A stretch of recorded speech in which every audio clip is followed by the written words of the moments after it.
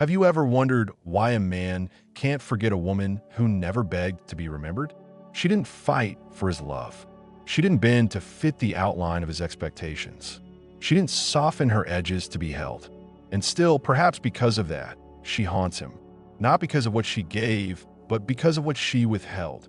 Not because she adored him, but because she saw through him, through the performance, through the masks, through the illusion of power he carried like armor. She stared into the abyss of his ego and didn't flinch. That is the essence of the dark feminine. Not cruelty, not manipulation, not seduction dressed in thorns, but the unbearable clarity of a woman who no longer needs to be chosen. She is the end of the fantasy, the mirror of every disowned truth, the whisper of freedom that terrifies him more than any chain. Carl Jung called her the shadow anima, the feminine archetype a man must face within himself before he can love any woman beyond illusion.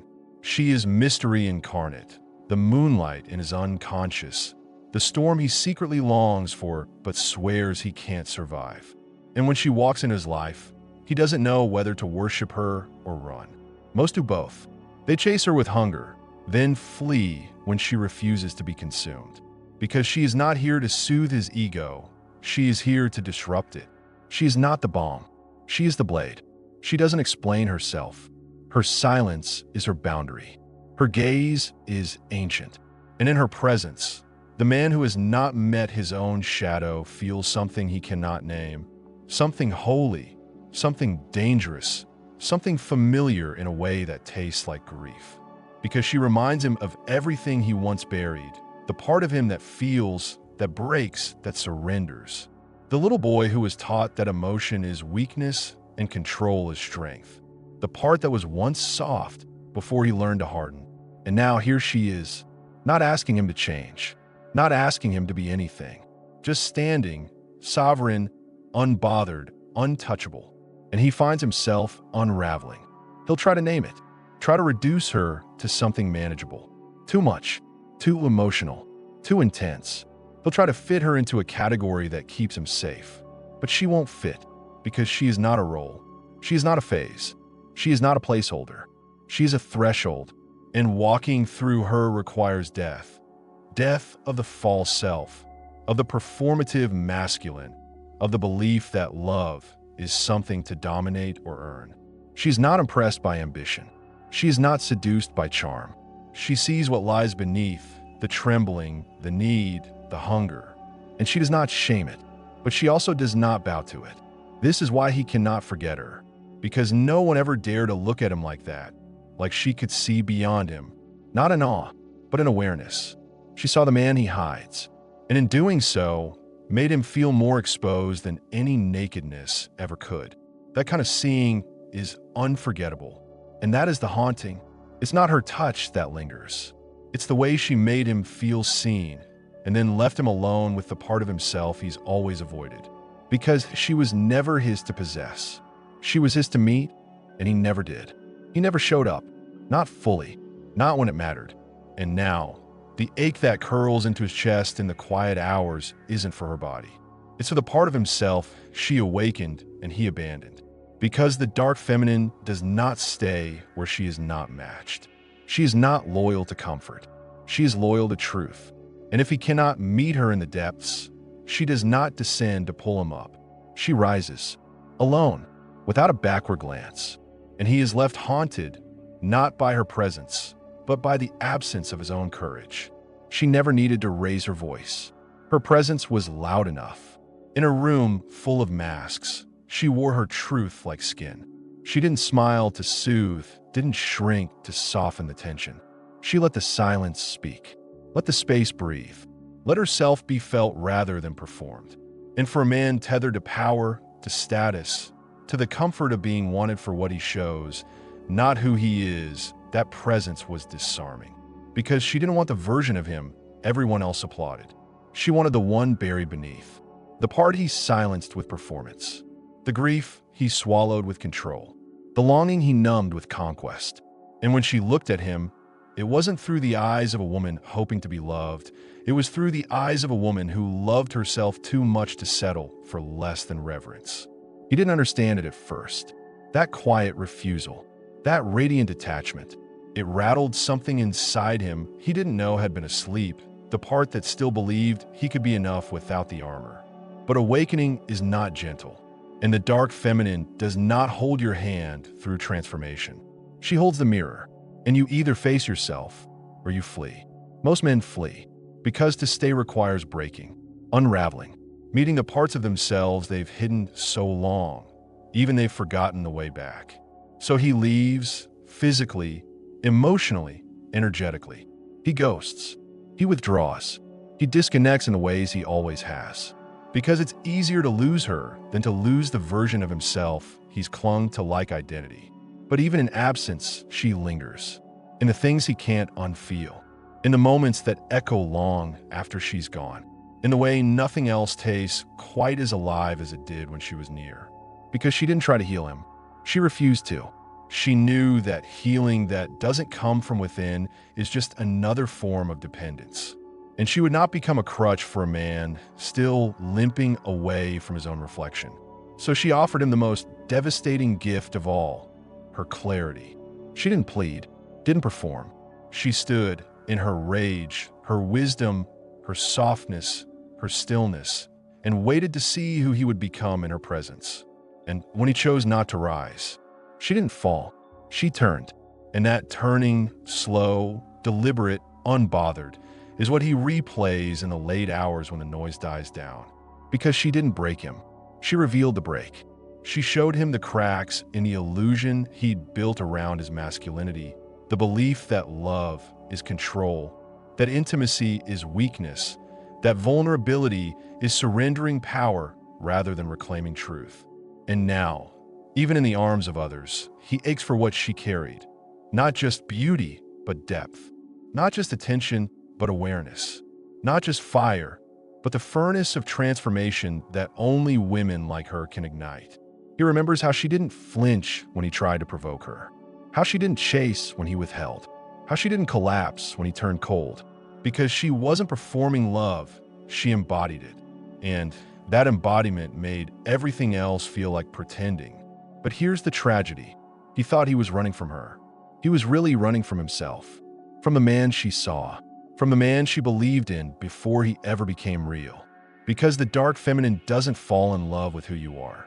She falls for the soul you keep buried and dares you to rise into it. And when you don't, she walks away, not as punishment, but as prophecy. And it's that prophecy that haunts him now. Because somewhere deep in his bones, he knows she didn't leave him behind. She left ahead of him. He sees her now, not in the flesh, but in the spaces that used to be filled with noise. In the quiet eyes of a woman who laughs but doesn't feel. In the scent of perfume that doesn't open memory, only desire. In the hollow echo of words spoken without soul. She's everywhere and nowhere. Because once a man meets the dark feminine, he cannot return to emptiness and call it love. He cannot taste her energy and then sip from shallow wells without feeling the lack. He cannot be touched by depth and then be content with performance. This is her haunting, not through bitterness, but through contrast. He remembers how she didn't lean in when he pulled away, how she didn't explain his silence for him, how she didn't rush to soothe his ego when it trembled under the weight of her gaze. Because she never fought to be understood. She knew herself, and that knowing made her dangerous to every man still searching for identity through validation. She wasn't loud, but her absence roared louder than any scream. And now, he replays every moment he dismissed, every test he laid before her, every wall he hoped she would scale to prove her devotion. But she didn't scale, she didn't chase, she didn't try to fix. She just watched him retreat from the mirror she held up, watched him retreat from his own becoming, watched him mistake her detachment for rejection when it was really mercy. Because a woman like her knows, if a man has not faced his shadow, he will turn on anyone who mirrors it. And she would not be his scapegoat. She would not be crucified for the pain he won't claim. So she let the storm move through her, not around her. She didn't run from the ache. She didn't numb it with distractions or try to replace him with someone who would play the same game. No, She walked into the ache and danced with it. That is what makes her unforgettable. Not because she left a wound, but because she healed hers. And in doing so, she became untouchable. Not unreachable, but unreproducible. He will search for her in places too shallow to contain her. He will try to summon her energy in bodies that have never held that kind of fire. He will chase what she awoke in him, thinking it was about her. But what she offered was not her, it was a map, a moment, a mirror, and he broke it, not because he was cruel, but because he was unready. Unready to stop performing, unready to sit in the sacred discomfort of being truly seen, unready to hold space for a woman who would not beg to be held. Because the dark feminine is not looking for a savior. She is not looking to be softened. She is looking for a man who can meet her in the underworld and not flinch. A man who can see her fury and not shrink. Who can witness her tenderness and not take. Who can sit in her storms and not try to fix, only feel. And if he cannot do that, she will not wait. She will not teach. She will not remain in limbo, hoping he chooses awakening over avoidance. Because she has already done that work for herself. And she knows the feminine was never meant to prove her worth by being consumed. She is not the firewood. She is the flame. And the man who cannot hold fire will always call her dangerous. But it is not danger he fears. It is truth. And she carries it like perfume. Invisible, unforgettable, and impossible to wash off. There are women who leave quietly, and yet their silence rewrites the lives they walk away from. She didn't slam the door. She didn't plead to be seen. She didn't trace his name into the soft corners of her loneliness. She simply vanished with grace, like dusk dissolving into night. Not because she stopped feeling, but because she started honoring the way she felt. And still, she remains. In his dreams, where she stands just out of reach. In his waking hours, when laughter rings hollow without her depth. In the space between affection and intimacy, where he remembers the difference she made without ever needing to speak it aloud. Because she was never loud. She didn't try to impress. Didn't wear neediness as a costume. Didn't use desire as currency. She was the currency, the weight, the heat, the ache, the invitation into something so real it threatened everything artificial he built around himself. And when a man has constructed his identity on performance, presence feels like a threat. Not because it wounds, but because it reveals. She revealed what he tried to hide with seduction. She revealed what his charm covered in smoke.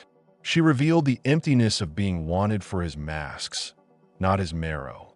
And in doing so, she asked him to choose, not her, but himself. To choose truth over power, depth over control, vulnerability over dominance. But the boy inside him was still terrified. Terrified of not being enough once stripped of the armor. Terrified of being seen where he had never been loved. Terrified that the woman who wouldn't chase was the one who actually mattered. Because she didn't offer comfort. She offered clarity. And clarity is a violent thing to a man still attached to the fog of his fantasies. So he pulled away, not in hate, but in hesitation. Not because she was wrong, but because she was right too soon. And now, every other woman becomes a comparison, not for her beauty, but for her presence, her soul, her unsettling stillness. Because the dark feminine doesn't entertain where she isn't mirrored. She doesn't mold herself to fit shallow containers. She doesn't perform femininity to appease wounded masculinity. She doesn't chase broken men in the hope they'll love her enough to heal. She meets herself, and if he cannot meet her there, in the depths, in the dark, in the truth, she lets him go. Because she understands that her energy is not a gift to be earned. It is a force to be met. And now he knows. He knows he didn't lose a woman who needed him. He lost a woman who saw him. He lost a woman who would have stood beside him through every fire, if only he had shown up for his own becoming. But he stayed hidden, and she would not dig. He stayed guarded, and she would not beg. He stayed asleep, and she would not dim her light to stay in the dream. Because women like her don't haunt with words. They haunt with what they refuse to carry. She never tried to hold him up. She simply invited him to stand beside her. And when he didn't, she walked. Not with bitterness, but with certainty. And now, as the years stretch behind and before him, He begins to understand. It wasn't the sound of her voice that lingers, it was the silence she left in his soul. She didn't linger in his life. She left, but her absence became presence. Her detachment became memory. Her refusal to play the role of savior became the moment he began to question why he always needed saving. Because the dark feminine doesn't save a man. She wakes him. She doesn't beg him to rise. She becomes the fire he must walk through to do so. And if he won't, she doesn't burn for him. She burns past him.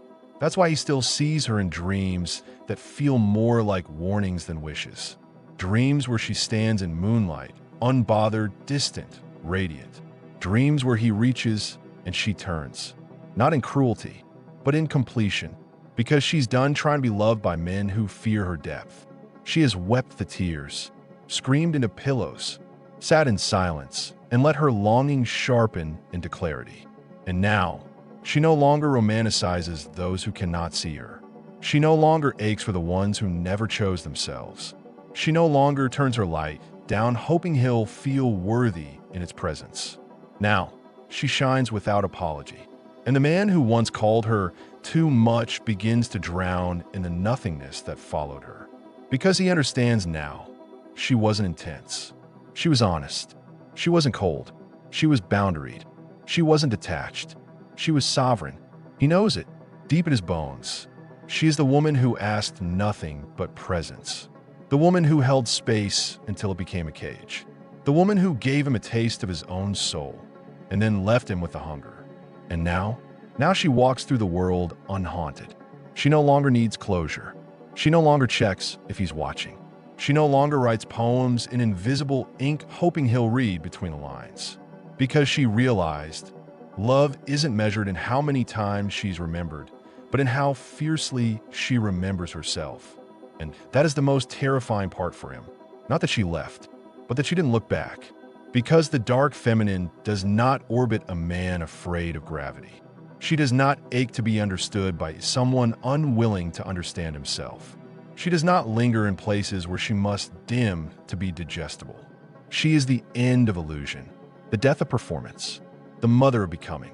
And the man who cannot sit inside his own soul will forever be haunted by the one woman who dared him to meet it.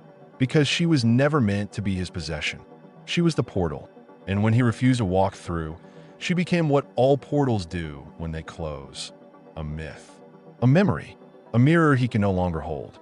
So now, as he lies next to women who praise his surface but never touch his depths, he will remember the one who didn't flinch when he fell apart, the one who didn't ask him to perform, the one who sat with his silence until she realized it wasn't stillness but avoidance. And she chose herself.